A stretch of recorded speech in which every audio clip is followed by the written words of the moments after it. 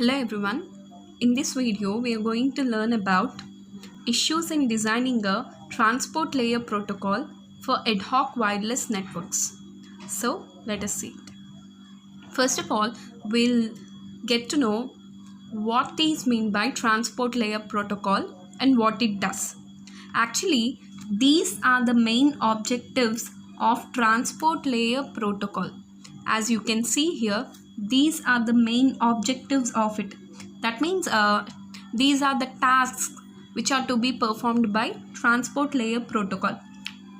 This protocol is related to the transmission purpose of the nodes, and these are the objectives of this. End-to-end connection means it establishes the connection between two nodes. End-to-end delivery of data packets means transmission and reception of data packets. And flow control means how the transmission and reception of data packets takes place between one node and another node. Congestion means it's a problem created in the network. I'll tell you about this later in this session. Here we know these familiar protocols. UDP, it is just a simple protocol, but it is unreliable. You just cannot rely on it, and it is connectionless transport layer protocol. And we have another one, the most important and the infamous TCP layer protocol. TCP is the reliable, byte stream based and connection oriented transport layer protocol. That means it is used for wide networks, and UDP is used for wireless networks. These traditional wide transport layer protocols are not suitable for ad hoc wireless networks due to inherent problems. What are those problems? We are going to see here. That is issues in designing a transport layer protocol for ad hoc wireless networks. So let us get to know about the first issue, that is induced traffic. As you can see, this is a network. This is normally a network, a wireless ad hoc network. This is a network. Here these 1, 2, 3, 7, these are known as nodes, and this is link. 1 to 5 connection is there, right? Dashed connection, that is known as link.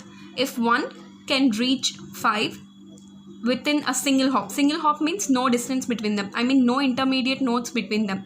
If you see node 1 and node 7, there is node 4, there is an intermediate node, right? 5 and 2. To reach it, there are two ways: 1 to 5, 5 to 4. This is not single hop. Then if 1 to 5 is the required transmission, then it is single hop. That is meant by single hop architecture. I'll get to know about it later. Induced traffic. Unlike wired networks, ad hoc wireless networks utilize multi-hop radio relaying. I have already told you what is meant by single hop. I'll tell you multi-hop. Multi-hop means, if suppose example, consider this one is the source node and this 15th node is our destination. In order to reach the data packets from node 1 to node 15, it is not a single hop structure, right? Single hop means within one hop distance you need to reach the destination, but there are several intermediate nodes between the source and destination. So this is a multi-hop structure. So in ad hoc wireless networks, we use multi-hop radio relaying. As you can see here, multi-hop radio relaying. A link level transmission affects the neighbor nodes of both the sender and receiver of the link. It means, for example, let us consider the transmission must take place between source node 1 and destination node 15. But if you choose, there are many ways between these source node 1 and 15. You can go from 1 to 5, 5 to 10, 10 to 12, 15. Many other ways are there, right? So let us assume that the transmission occurs between sources 1 to 15. So I am defining here a path that is from 1 to 5, 5 to 10, 10 to 12. I'm just defining it. No, I'm not considering anything. I'm just saying like this. That's it. See, this is a transmission. But here, as you can see, this 5, 10, 12, these are intermediate nodes. Here, these intermediate nodes they may be involved in another transmission too. For example, suppose another transmission occurs between 6 and 4. Then 5 is involved. Or else 11 to 4. Then 10 is involved. Or else let us consider from 8 to 14. Then 12 is involved. Right? So there are many chances for these extra involvement. So a link level transmission affects the neighbor nodes of both the sender and receiver of the link.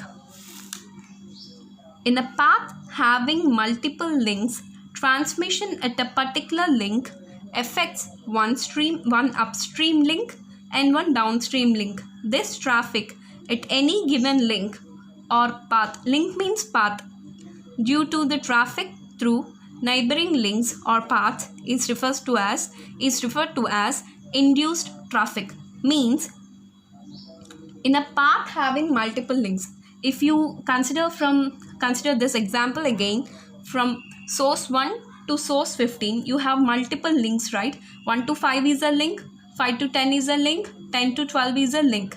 So transmission at a particular link means, for example, let us consider the transmission between this link 5 to 10. 5 to 10. At this link affects one upstream link and one downstream link. Means nothing but transmission and reception. Transmission and reception may take place by using this path, right? So it will affect one upstream link and downstream link. This traffic at any given link due to the traffic through neighboring links or paths is referred to as induced traffic.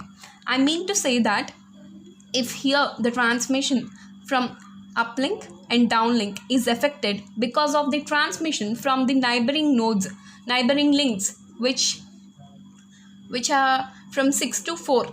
This involves fifth one, right? Fifth node. So this is known as induced traffic.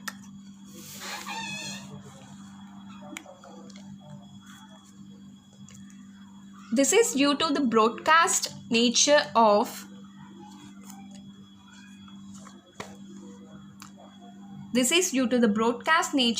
the channel and the location dependent contention on the channel. Broadcast nature of the channel in the sense, if a node is there, it will broadcast the packet, root request or whatever packet it may be, it will distribute, it will broadcast to all other nodes in the channel, right? So this induced traffic occurs due to the broadcast nature of the channel and the location dependent contention on the channel.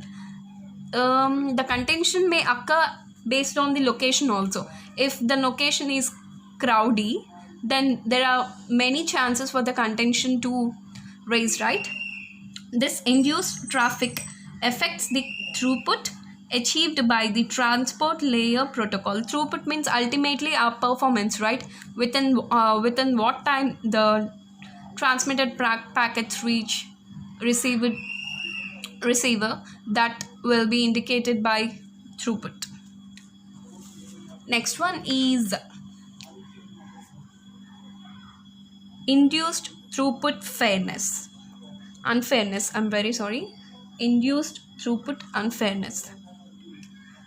This refers to the throughput unfairness at the transport layer due to the throughput or delay unfairness existing at the lower layers such as the network or MAC layers. This throughput unfairness which exists in the transport layer, it is completely due to the throughput which exists in the previous layers, lower layers. Those are network layer, MAC layer. For example, if you consider a MAC layer, then it will involve some wireless network protocol, right? Let us assume that IEEE 802.11 DCF is involved in this MAC protocol, which introduces some throughput unfairness at the transport layer as well, because it introduced a throughput unfairness at MAC layer, right? So it will definitely induce this throughput unfairness in the transport layer as well. A transport layer protocol should consider these in order to provide a fair share of throughput across the contending flows. That means it should consider whether the throughput unfairness is there or not in the lower layers. It need to consider that point. So next one is this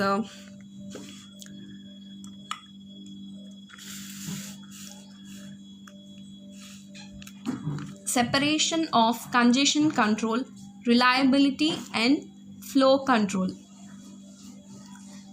I have already told you congestion control, reliability and flow control, these are the objectives of transport layer protocol, right? A transport layer protocol can provide better performance if end-to-end reliability, flow control and congestion control are handled separately. Means they must not be handled at the same time. They must be handled separately, individually. Why? Because we will get to know about it in a short period of time. Reliability and flow control are end-to-end activities. Reliability indicates means here if the transmitter sends the data packets to the perfect receiver, that is reliability. Flow control means the flow of packets between transmitter and receiver are end-to-end activities, right? Whereas congestion can at times be a local activity, because congestion can occur at any point in the whole network, right? The transport layer flow can experience congestion with just one intermediate link under congestion. Hence, in networks such as ad hoc wireless networks, the performance of the transport layer may be improved if these are separately handled. I'll explain about it. For example, let us consider this previous example. Source 1 is transmitting data from one to destination. If 5 to 10 if the intermediate link 5 to 10 exists a congestion, then there will be a congestion between this transmission 2 from source 1 to 15. Then the congestion occurs in the total transport layer. This is what this point explains. The transport layer flow can experience congestion with just one intermediate link under congestion. As I have told you, 5 to 10, the link between 5th node and 10th node, there is a congestion which will lead to the congestion in the entire transport layer. Hence, in networks such as ad hoc wireless networks, the performance of the transport layer may be improved if these are separately handled. While separating these, the most important objective to be considered is the minimization of the additional control overhead generated by them. Additional control overhead means control overhead problem. This is generation of more number of packets at an intermediate link. This is control overhead problem. Power and bandwidth constraints. These will this is the most important one. Nodes in ad hoc wireless networks face resource constraints, including these two important resources, that is power and bandwidth. The performance of the transport layer protocol is significantly affected by these constraints. As you can see, nodes need power to run and the network needs bandwidth in order to send the data. Misinterpretation of congestion. Traditional mechanisms of detecting the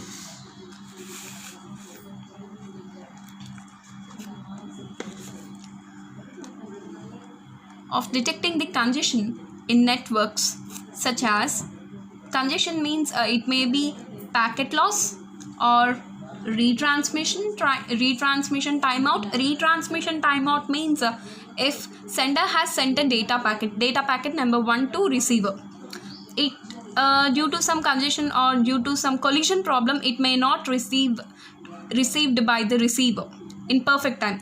If it takes too long to receive that packet, then retransmission timeout error will occur, are not suitable for detecting the network congestion in ad hoc wireless networks.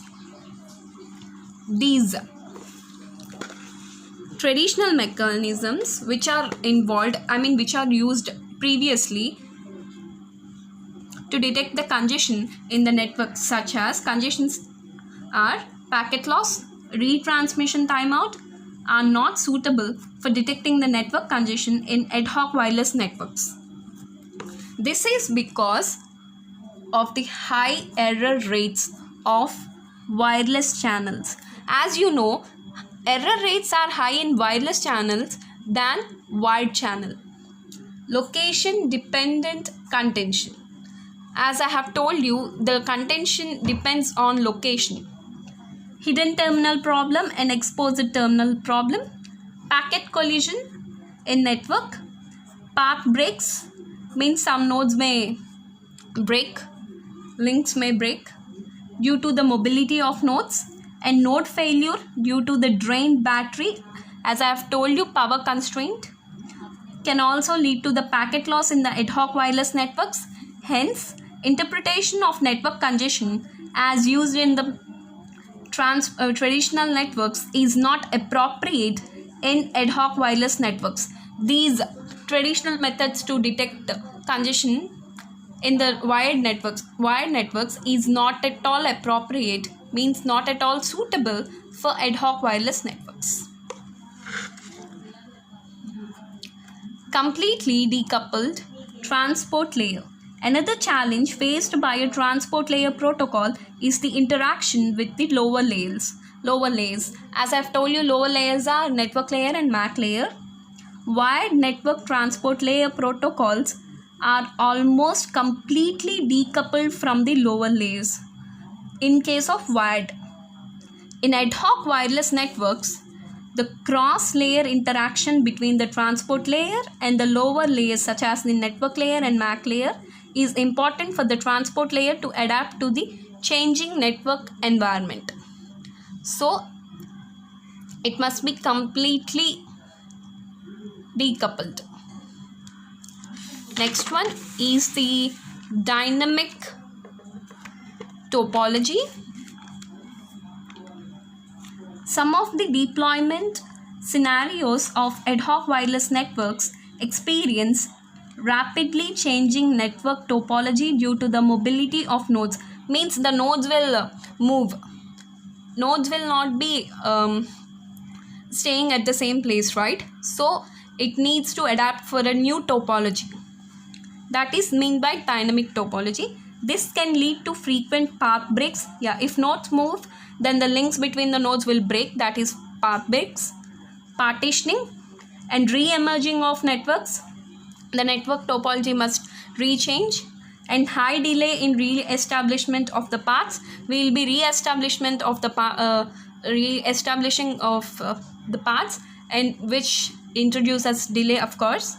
Hence, the performance of the transport layer protocol is significantly affected by the rapid changes in the network topology. Thank you so much. If you find this video worthy, please subscribe to my channel.